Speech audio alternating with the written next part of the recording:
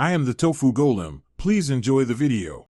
You start by opening Microsoft Teams and joining the meeting where you will present. This matters because permission prompts depend on meeting context.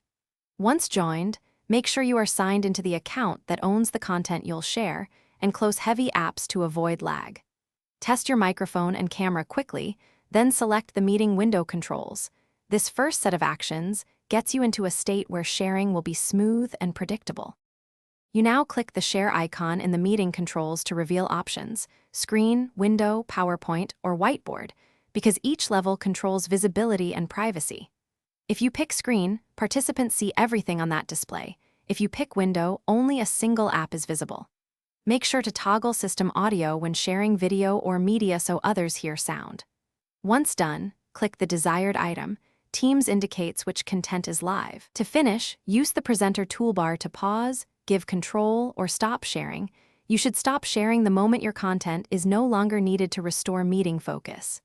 Give control if someone else must interact with your app, and reclaim it when done. If sharing fails, check OS privacy permissions and browser or Teams updates. Restart Teams after changing permissions. If problems persist, switch to sharing a window instead of screen to reduce permission conflicts, and continue the meeting without delay. Thanks for watching.